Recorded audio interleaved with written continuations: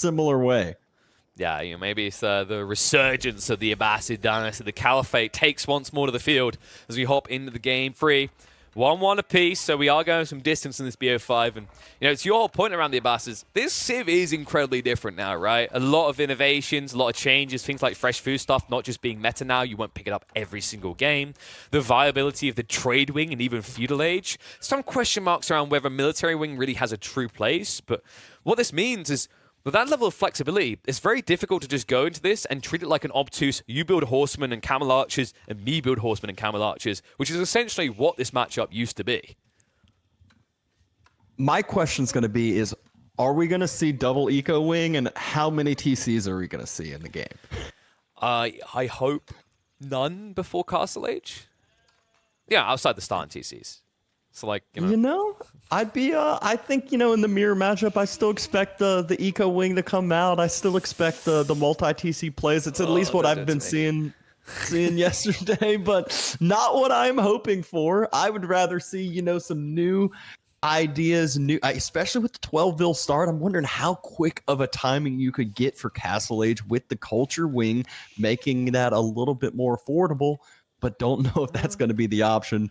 Both players pretty similar starting vil splitting onto food, but now LucifroN pulling over to the wood, looking like he wants to go ahead, get that income skyrocketing and going. Big difference already, eco wing versus culture wing. Oh, there it is. So let's talk about your theory over which one you think is better, and we can discuss why. Because culture wing is actually not the more desirable way of fast castling, dependent on the map. So you mentioned the savings you can get. You can save 360 resources on a tech up, but you have to pay there's 175 for the research. When you math that in, you're only saving 100, 200 resources on your tech up. Compare that to spawning 3 traders, and let's say each of them trading for 70 gold. You're already better off, right? There's a risk to it, but in early phase, people won't have a counter. The reason why he can't do that play on this map, though, Dabston, you may be knowing where those crappy neutral trade posts are. Unless he wants to receive, 10 13 gold or run out into a corner, it's just not a viable play. I was about to mention he'd have to invest 100 wood into a market in the corner at least to have a trip that was worth it. I have seen the trade wing attempted with the 12-vil strategy as trade. If you can immediately, I think with the age up timing you can get, as we're seeing these age ups come through in the next 24 seconds, 23 seconds, that means a trader would be 3 traders, would be popping out at the 310 mark. It's insane. That is an absurd amount of resources that they can end up bringing back just a few minutes from there, and crazy on the income that you can just continue to leverage that up to skyrocket. What makes it so broken is that it feels essentially impossible to stop one trade from happening. Like, even if you are immediately pushing spears at the beginning of your age up or horsemen, they have to get across the map and they have to kill this 90 health unit, and none of them get bonus damage against it, right? Spears don't get bonus damage against traders. Horsemen don't get bonus damage. It feels like no matter what you do, you're not going to stop at least one trade going through unless you're making a move in Dark Age. And that would have been quite the gamble in a mirror matchup. So, it could have been a double down that gave VortiX an insurmountable lead, but it's also just the risk associations makes it not worthwhile for either player involved. And this is the old typical Abbasid coming out from LucifroN.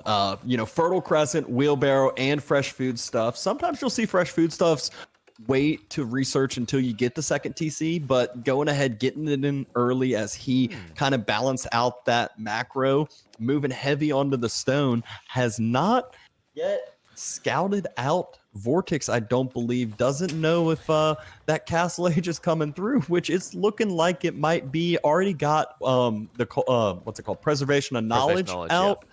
And Wheelbarrow coming through as well, a little bit quicker, a little bit cheaper. Barracks to defend himself up, and you can see how heavy on the food and gold he is. He is planning on that quicker castle timing push and going to punish the greedier eco play, and he's dropping this on the stone. It's going to be a 3 TC play.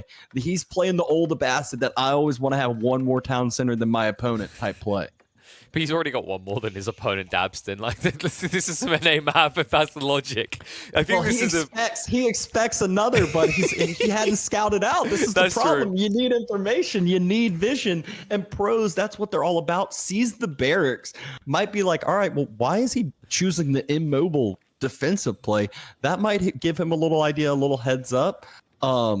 Horseman going on in right where that barracks is, so should be dealt with somewhat easily. And there it is. Spearman pushes that on away. And you see VortiX is already prepping to move out to the next berry patch. He understands what this play requires. You see just how quickly those berries are gone because of this 12 villager start. I think VortiX will start ticking his castle age timing. The problem is now LucifroN, like, he's going to try to prep archery ranges, but it's going to be delayed to get the answers he's looking for, especially if he is thinking about going for a third TC. Now, I actually think that the change to the build, by the way, Dab, sorry, like, it has to be addressed. The multi-TC approach of the Abbasids, if you're building more than 2 before Castle Age, I think you're playing at a disadvantage. The new build, and we got it presented to us by GA the other day, you can just build more TCs later in the game. You know, don't be shy about it. Like, come in Castle Age and build 5 of them. It'll still feel better. I assume LucifroN is dropping another TC with 12 villagers on stone. Already has that 300 resources and has that planned. Wait, TC dropping 4? in between. Is he going 4? He's yes, going he 4 is. TCs. He's going for. I mean, this was like? I think it was the old Magic play where Magic would always just mass up more and more TCs, not have a care in the world about what your opponent's doing. If you have to deal with all of these bills coming out, you're going to have to continue to pressure. But military wing coming through in 1 minute and 10 seconds here from VortiX, and the villager lead is not yet skyrocketing on up, but it will start here soon.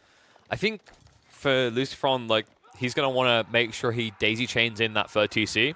Otherwise, I just see VortiX massing spears and men-at-arms and torching it down. Right? Because remember, if you daisy chain it into your Golden Age, then you get the extra fire armor. If not, it's a very ticklish 2400 HP structure. Oof, I'm just worried for LucifroN right now with the amount of investment he has done. And there's the 4th TC going on the gold. The question is now it just all focused on trying to... He has tons of food resources on those TCs. He could potentially just secure up his gold, try to castle up, and just cause some annoyance, keep VortiX on his side of the map. I think this is what they call greedy. It's a little bit too greedy at that. I mean, even with fresh foodstuffs, even the efficiency, you could argue there. Like, my worry is there's a men-at-arms play brewing, right? Men-at-arms and a few lancers, and, like, you already are in a situation on a 12-villager start where you're moving out from safe resources quickly. Camel Riders. Amplified that. And yeah, the Camel Riders are now here to play. You just built 3 horsemen, say farewell to them, and then say farewell to all your exposed villagers. That scout pickup is actually detrimental. We were already talking about vision earlier on how important it is. Well, now LucifroN's not going to know what VortiX is teching into as far as military until it already is all out on top of his units. Yes, he saw that stables, but now that's all he can see. Moving forward with 3 archers on top of that stables, maybe just going to try to cause a little bit of idle time, delay this timing a bit. But there's those 2 camel archers pushing those archers away, going to easily clear those up. And now it's time for VortiX to pressure LucifroN. And LucifroN, because he went for 4 TCs, he can't just say, okay, I'm just going to go Castle Age. Right? Like, and even when he does eventually get into a position to say, okay, I'm just going to go Castle Age, it's going to take him 1 minute and 45 seconds. Like, this is meant to be the value of the Abbasids. Like, if you hit your timing right, by the time you arrive in a tech up, you've got all this resource to spend. The problem is you're going to be probably 3+ minutes behind your opponent's Castle Age timing with this build. Yeah, he's getting a ton of resources in. He's starting. You can see how quickly that villager count is skyrocketing. But is he going to be able to keep those vills alive? That's the only thing that really matters. Doesn't matter how many vills you make if they don't actually bring in resources, if they aren't able to stabilize. But LucifroN getting a good pickup on the gold vills for VortiX, and that is so valuable for him. Each vill for VortiX that goes down, that much more important comparatively. I mean, he's idling them out mainly, but like it's not enough damage in itself. Like, a time is coming, a time of rams. The new meta is upon us. Okay, maybe it's just more that it's justified to build rams this early when your opponent has 4 town centers for you to target. Yeah, and it's not like it's only a few minute arms out already. That number's already up to 10. Yeah. and that's just going to keep climbing on. It has plenty of the gold to keep that going.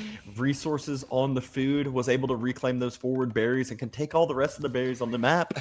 Making 4 TCs for sure gives up map control. Men-at-Arms and Camels circling around to that 4th TC, just not even worrying about the Vills. No reaction yet from LucifroN, and raids are coming in. That Vill count lead is disappearing. Not sure where LucifroN's looking, but it is not on his wood line, and he needed to be. 10 dead in the blink of the eye, and all of a sudden that eco lead that you've been booing up has shrunk substantially. Now keep in mind, this isn't just your standard men-at-arms play. This is military boot camp. This means with the undermesh upgrades, their effective HP is absurd. They can dive past multiple TCs and giggle about it.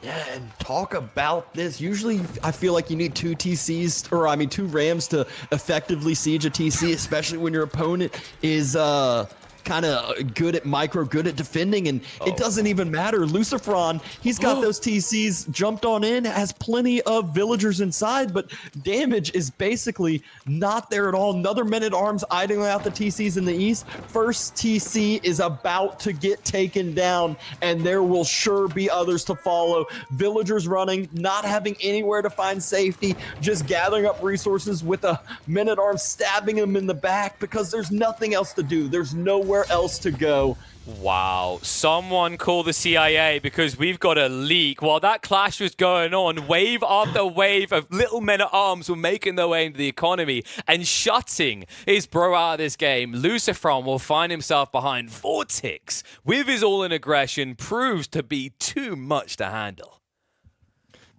Yeah, it's one of those classic 4TC into GG games. Yeah, just a classic one. Yeah, like I say that a lot, but if you just take the number, so you should be, yeah, it's just one of those classic X TCs in a GG game, whether it's 6, 9, 4, 5. Just, that's one of those that I expected when LucifroN scouted out the gold, when he scouted out seeing VortiX on that Castle Edge play. I thought he would pull off the stone. I thought he would go, oh no, I need to match this timing. Yes, I'm going to be late on it, but I am going to, I'll try to get to a point where I'll at least play defensive. I have 1 extra TC, but I think the 4s were a little too much.